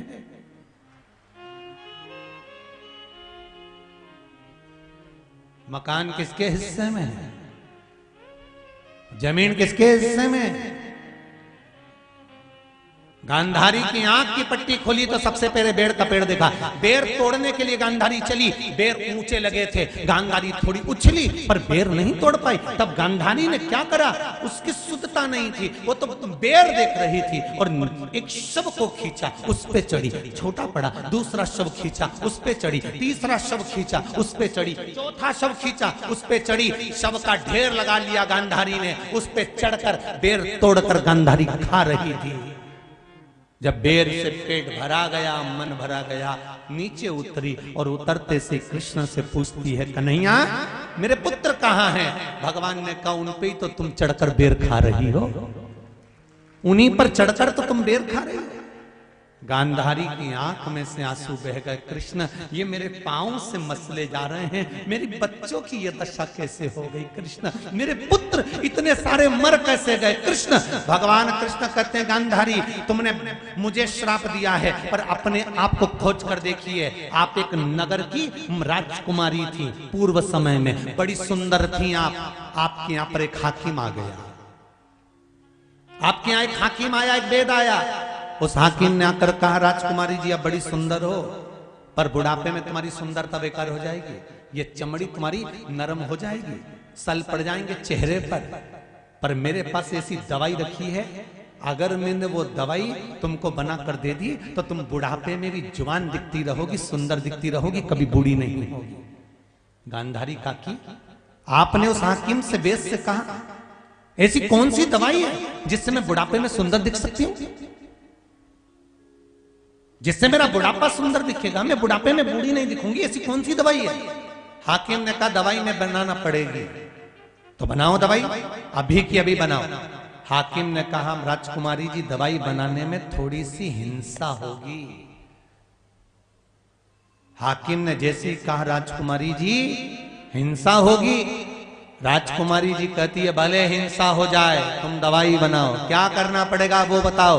इतने में हाकिम ने कहा, 100 केचुए मंगवाना पड़ेंगे, उन केचुओं को पीसना पड़ेगा और उसमें दवाई मिलाकर दूंगा, तब तुम्हारे चेहरे पर मलना, तुम 100 साल तक बूढ़ी नहीं होगी। मैं बना कर दे दूं? आप बोलो तो मैं बनाऊं, आप बोलो कि तुम्हें दवाई बना दूंगा। वो राजकुमारी ने दवाई बनवाई, 100 केचुए बुलवाए, राजकुमारी ने वो हाकिम को दिए, हाकिम ने उनको मारा, दवाई मिलाई, राजकुमारी को दी, राजकुमारी ने लगाई। अब बुढ़ापे में सुंदर हुई कि निन्नी हुई, देपालपुर वालों मुझे तो नहीं मालूम, पर इतना जरूर मालूम है कि उसने अपना अगला जन्म बिगाड़ लिया। वो सुंदर हुई कि नहीं हुई ये हमें नहीं मालूम, पर उसने अपना अगला जन्म बिगाड़ लिया। गांधारी पूछती है कि मैं कौन से कर्म का भोग भोग रही हूं जो मेरी ये 100 पुत्र मेरे पांव के नीचे मसले जा रहे हैं। भगवान कहते हैं, गांधारी काकी, जिन 100 केचुओं को तूने मरवाया था वो 100 केचुए तेरे पेट से पैदा हुए हैं। ये तेरे 100 पुत्र वही 100 केचुए हैं जिनको तूने मसलवाया था, वो तेरे पांव से मसले जा रहे। इसलिए शिव महापुराण की कथा बार बार कहती है, मत बुरे कर्म कर बंदे वरना पछताएगा, भगवान की आंखों से तू बच नहीं पाएगा, तू बच नहीं पाएगा।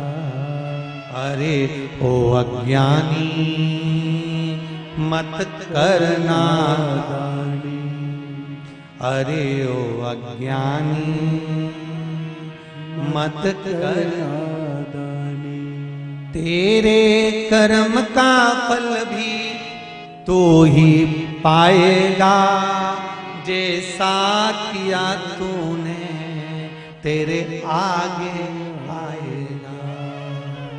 तेरे कर्म का फल भी तू ही पाएगा, जैसा किया तूने तेरे आगे आएगा। मत बुरे कर्म कर वरना पछताएगा, भगवान की आंखों से तू बच नहीं पाएगा, तू बच नहीं पाएगा। निवेदन है आप, इसीलिए बार बार कहते हैं तेरा क्या होगा रे कालिया, सावधान हो जाइए। अपने कर्म का भोग हमें भोगना है। फिर निवेदन करूंगा, जीजियों दुकान पर बैठकर जो कमाया वो पत्नी और बच्चों के लिए कमाया है। खेत पर जो कमाया वो अपनी पत्नी और बच्चों के लिए कमाया है। दुकान पर बैठकर नौकरी में सर्विस में जो कमाया वो अपनी पत्नी और बच्चों के लिए कमाया है। पर इस शिव महापुराण में 3 घंटा बैठकर जो आप शिव महापुराण की कथा सुन रहे हो, ये पत्नी और बच्चे के लिए नहीं, ये अपने जीवन को संवारने के लिए कमा रहे हो, ये दूसरे के लिए नहीं है।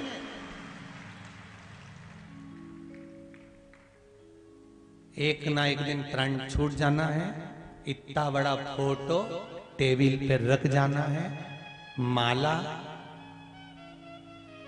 जोरदार ऐसे ही फूल की चढ़ी रहेगी और आलू में 4 अगरबत्ती फंसी रहेगी, इससे ज्यादा कुछ नहीं होगा। और सब यहीं धरा की धरा रे धरा।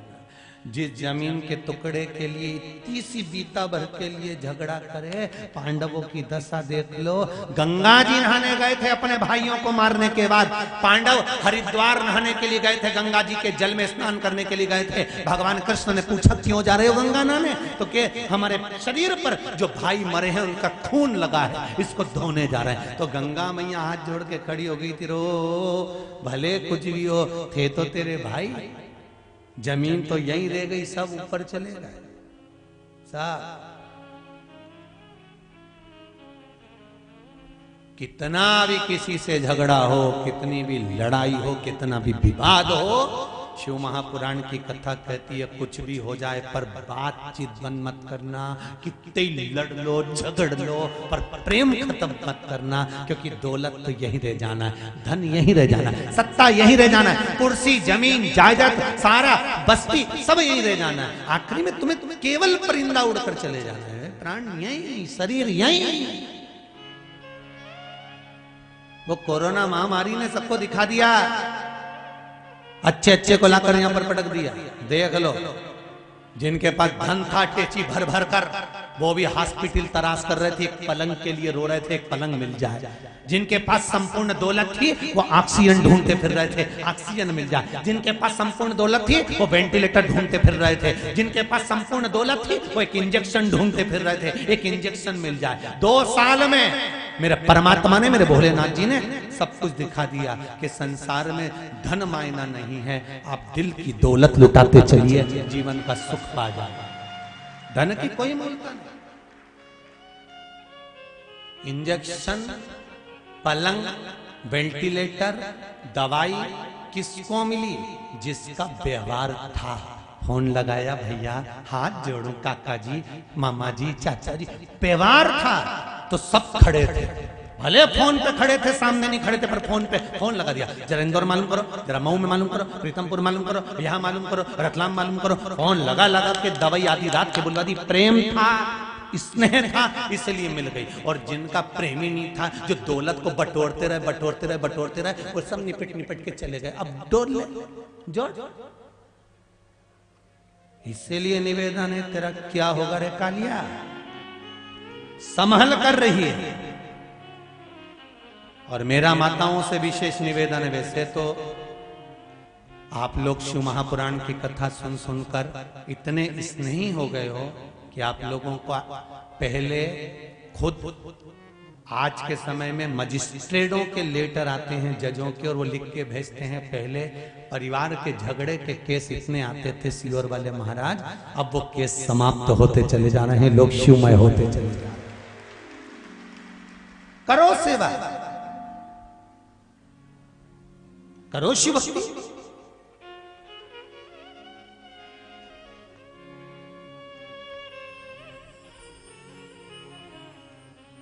पति और पत्नी में एक ही अंतर होता है, पति यहां से सुनता है, यहां से निकाल देता है, पत्नी दोनों जगह से सुनती है, मुंडा से निकाल देती है।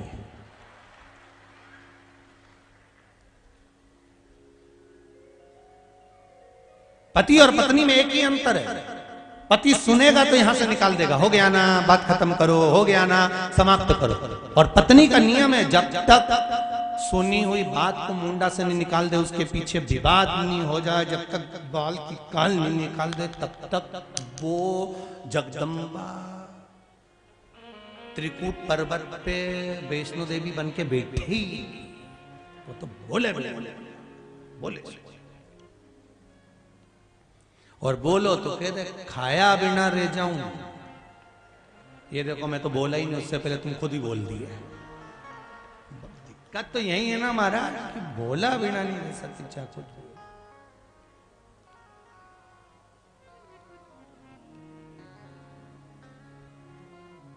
महाराज मांग, अब देवऋषि नारद को ये ठीक नहीं लग रहा है।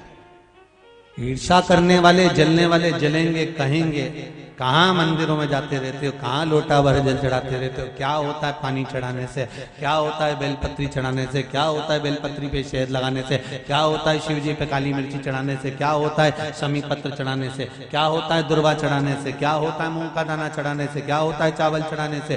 दुनिया के लोग उंगलियां उठाएंगे, आपको उनका जवाब नहीं देना है, आपको तो केवल एक बात कहना है, शंभो शरणे पड़ी मांगू घड़ी घड़ी दुख काटू दया करी न दर्शन। हमको नहीं मालूम कि बेलपति चढ़ाने से क्या होता है, हमको नहीं मालूम कि जल चढ़ाने से क्या होता है, पर इतना जरूर मालूम है, जो आपसे कहे ना कि इसके चढ़ाने से क्या होता है, ये चढ़ाने से क्या होता है, वो चढ़ाने से क्या होता है, उसको एक जवाब जरूर देना, हमें कुछ नहीं मालूम कि इसके चढ़ाने से क्या होता है, पर इतना मालूम है कि कुछ भी नहीं हो तो भी मेरा शंकर का दर्शन तो हो ही जाता है, बस उतना भी बहुत। मेरा शिव का दर्शन हो गया ना, उतना बहुत, नहीं चाहिए ज्यादा। करो तो आराधना। देवऋषि नारद को अच्छा नहीं लगा, और देवऋषि नारद ने आज गजेंद्र के पास गए, देवऋषि नारद, और गजेंद्र के पास जाकर देखा कि गजेंद्र रोज शिव जी को बुलाता है, तो क्यों ना इससे पीछा शंकर जी का छुड़ा दिया जाए। शिव जी के पास भोलेनाथ जी तो तप में लगे थे, शंकर भगवान ने ये नहीं कहा था देवऋषि नारद को कि मेरा भक्त से पीछा छुड़ा दे।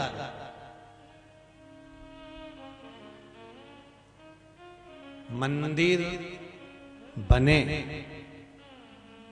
मंदिर की शोभा क्या है, स्वयं भक्त भगवान के मंदिर की शोभा है। स्वयं भक्त भगवान के मंदिर की शोभा है।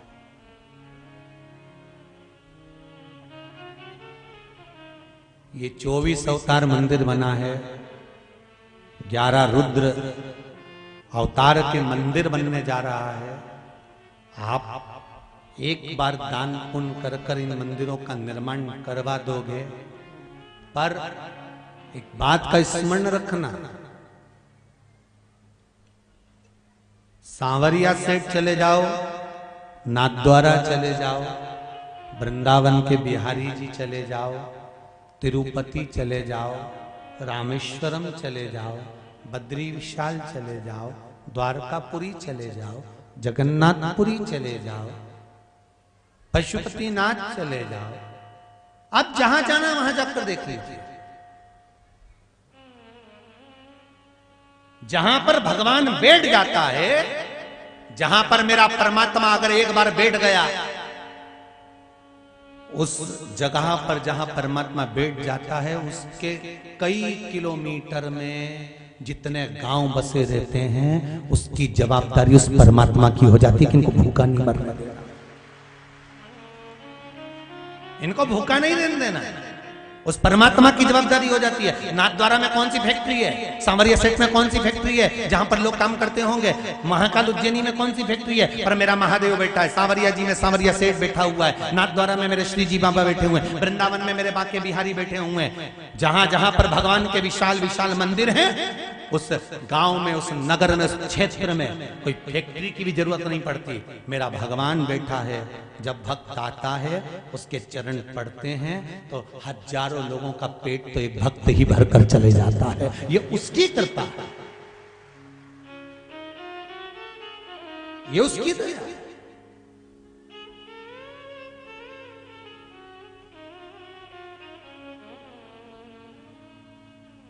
आप यहां 11 रुद्र को नहीं बिठा रहे हो, आप यहां पर 11 रुद्र की स्थापना नहीं कर रहे हो। पूज्य गुरुदेव की प्रेरणा से अगर आप 11 रुद्र को विराजमान कर रहे हो, तो स्वयं आप ये समझ लेना कि आपका परिवार का संपूर्ण भार आप शंकर जी को दे रहे हो, कि अब हमारा परिवार आपको चलाना, अब हमारे परिवार की देखरेख आपको करना। अब मैंने तेरे ही भरोसे हवा भी उड़ती जावागी, बाबा डोर हथो छठी नाम कटी जा। ये संपूर्ण आपको सौंप दिया है, संपूर्ण। अब कोई दूसरा नहीं है संभाल, आपको संभाल। देव ऋषि नारद से नहीं कहा गया, भगवान शंकर ने ये नहीं बोला कि मुझसे मेरे भक्त को दूर कर दो। जिंदगी में एक प्रयास जरूर करना कि भक्त को भगवान के मंदिर तक भेजने का प्रयास करना, फिर भगवान आपको किस लेवल तक भेजता है भगवान ही जान सकता है। आप भक्त को भगवान तक भेजिए।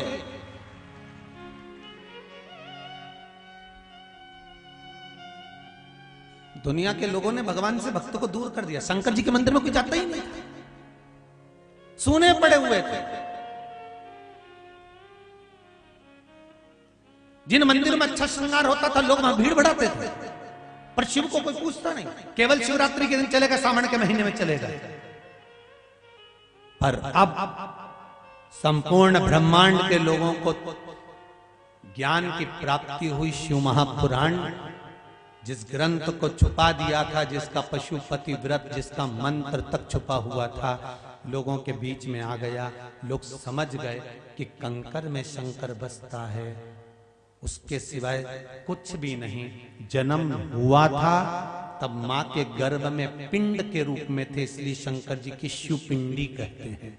और मरेंगे आखिरी में भी कहीं नहीं जाना, हमें शंकर के दरवाजे जाना है, क्योंकि शिव जी को श्राप लगा था अपने ससुर का। ए शंकर, मैं तुझे श्राप देता हूं कि तू शमशान में निवास करेगा। शंकर भगवान तो बड़े प्रसन्न हुए कि मुझे मेरे ससुर ने श्राप दिया शमशान में रहने का,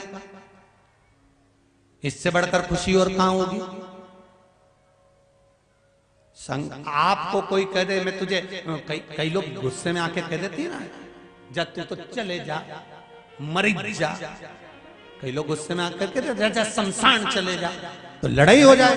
पर स्वयं सबका ससुर भगवान शंकर के ससुर दक्ष प्रजापति शंकर जी से कहते हैं तू शमशान में रहेगा। और शंकर भगवान उठ के नाचने लगते हैं कि मेरे ससुर जैसा दुनिया में कोई ससुर नहीं होगा, जिसने मुझे प्लाट भी दिलाया तो ऐसी जगह दिलाया जहां कोई कब्जा ही नहीं करेगा। इतनी प्रसन्नता शिव जी।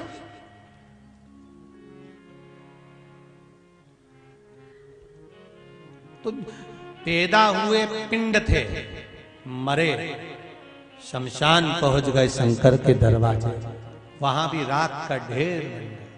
क्या रहा? कुछ भी।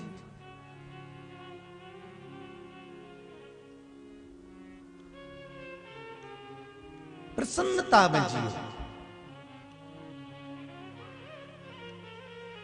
आनंदता में जियो, शंकर के स्मरण में जियो।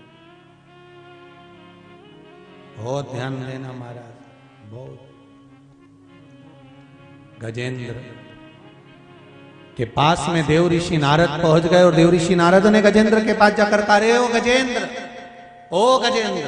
गजेंद्र ने पूछा, क्या बात है नारद जी? नारद जी बोले, तुझे रोज रोज शंकर जी को बुलाना पड़ता है, शंकर जी को रोज रोज आना पड़ता है। एक काम करना कि भगवान शंकर का ऐसा भजन कर, ऐसा तप कर, ऐसी साधना कर कि शंकर जी से कह दे कि तेरे हृदय में आकर ही बैठ जाए, तेरे अंदर ही शिव बैठ जाए।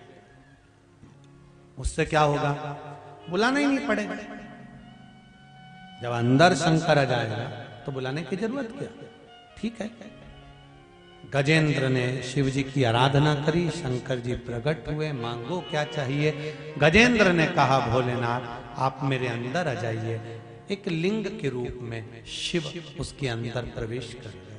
अब वो कहीं नहीं जाता, शिवलिंग अंदर है अपने भीतर। केवल गजेंद्र के शरीर के अंदर शंकर नहीं है। संसार में जो जन्म लेता है, जिसकी श्वास चल रही है, श्वास शिव है। और जिस दिन श्वास रूपी शिव निकल जाता है, उस दिन शरीर केवल शव बन जाता है। फिर शिव नहीं है तो शव है। जब श्वास रूपी शिव निकल गया तब वो शव बन गए, फिर उसकी मूलता समाप्त हो गई। निवेदन कर, विनय कर, अर्चना। शंकर भगवान जाकर छुप गए गजेंद्र के शरीर के अंदर। सारे देवताओं में हाहाकार मच गया। शिव नहीं है, शंकर भगवान ना जाने कहां चले गए, शिव ना जाने कहां चले गए, शंकर ना जाने कहां चले गए। सब ढूंढते ढूंढते भगवान विष्णु के पास पहुंच गए, जहां पर माता लक्ष्मी भगवान विष्णु के चरण दबा रही थी। वहीं पर पहुंचकर निवेदन करा, नाथ शिव जी नहीं दिख रहे। हाहाकार मचा हुआ है। भगवान नारायण ने कहा, शंकर तो गजेंद्र के भीतर बैठे हुए हैं, तो उसको प्रकट कैसे करा जाए, शिव को वापिस बाहर कैसे लाया जाए। तो एक काम करो, सारे 33 कोटि देवता गजेंद्र के पास संगीतकार बनकर चलते। संगीतकार? हाँ, तुम गाना, तुम बजाना, हम नाचेंगे। शंकर को पाने के लिए भगवान विष्णु नर्तकी बनकर जा रहे हैं। भगवान विष्णु नृत्य करने जा रहे हैं शिव को पाने के लिए। माताओं और ये मेरे भाई लोग, टीवी के माध्यम से जितने लोग कथा सुन रहे हैं या मोबाइल पर जो कथा सुन रहे हैं, आप लोग अगर भजन में नाचते हो ना, गाते हो ना, ये शंकर को प्रकट करने का, भगवान शंकर को पाने का एक तरीका है जो भगवान विष्णु ने शिव महापुराण में गजेंद्र की कथा में कहा है। जैसे एक चाय की पत्ती का डब्बा नहीं होता, वो डब्बे में चम्मच नीचे दब जाती है, तो चम्मच को निकालना है तो डब्बे में हाथ मत डालो, डब्बे को थोड़ा सा उछालो, चम्मच निकल के बाहर आ जाती है। उसी तरह मेरा शंकर प्रत्येक के अंदर है, थोड़ा सा उछल लो, निकल कर बाहर आ जाए। थोड़ा सा उछल।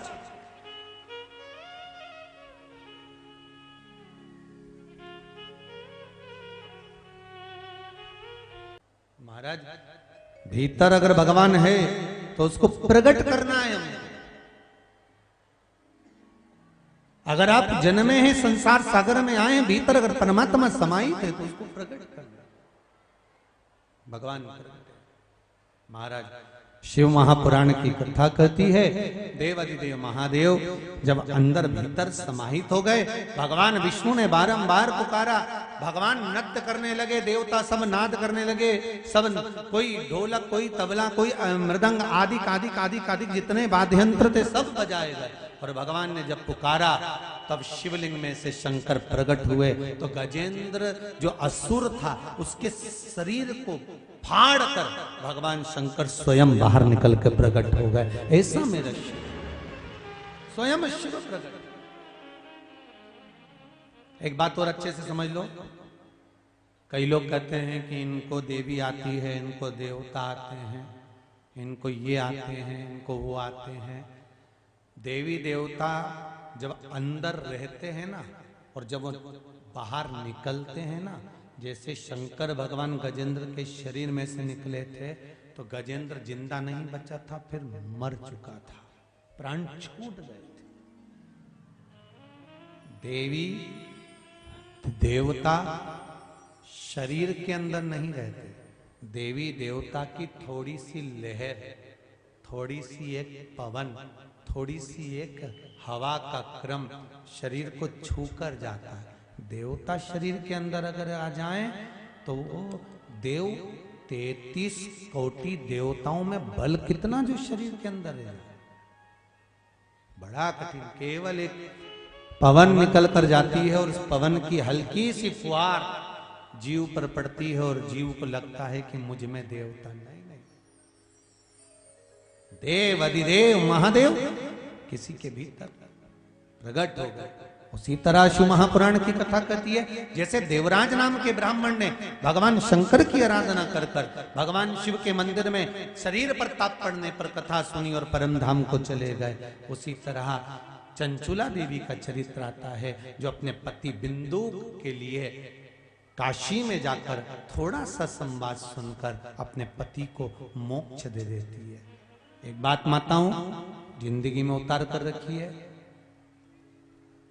अगर जिन माताओं के गर्भ से बच्चा 2 महीना, 4 महीना, 6 महीना, 8 महीना, 9 महीने के अंदर या जन्म लेने के बाद जो कुंवारी अवस्था में मर जाता है, शांत हो जाता है, केवल एक शिव महापुराण की कथा ही ऐसी है कि कोई नारी अगर सुन लेती है, कोई पुरुष सुन लेता है और वो जहां से निकल कर जाता है उतनी दूर में अगर कोई कुंवारी अवस्था में भी मरा हो, किसी नारी का गर्भ भी चले गया हो, तो भी उसको मुक्ति मिल जाती है। ये वो शिव महापुराण की, ये शंकर की कथा का वो संवाद, ये शिव महापुराण का वो आनंद सुख है।